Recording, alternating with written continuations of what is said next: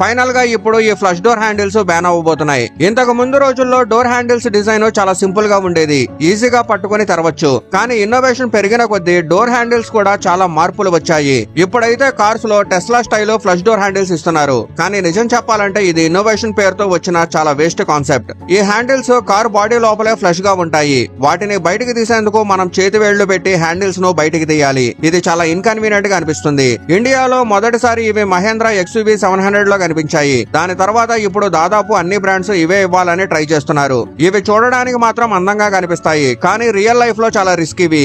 అందుకే వీటిని బ్యాన్ చేయాలని ప్లాన్ చేస్తున్నారు. ఎందుకంటే సేఫ్టీ ఎక్స్పర్ట్స్ చెప్తుంది ఏమిటంటే electronic flush door handles accident టైంలో పవర్ ఫెయిల్యూర్ అయిన తర్వాత పనిచేయడం ఆపేస్తాయి. ఇంకొన్ని రెస్క్యూ ఆపరేషన్స్ లో వీటి వల్ల డిలే అవడంతో కారులో ఉన్న వాళ్ళు లోపల ఇరుక్కుపోతున్నారు. ఎందుకంటే వీటిని ఓపెన్ చేయడానికి మెకానికల్ బ్యాకప్ అస్సలు ఉండదు. మరి మీకు ఏ డోర్ హ్యాండిల్స్ అంటే ఇష్టం? కామెంట్ లో చెప్పండి.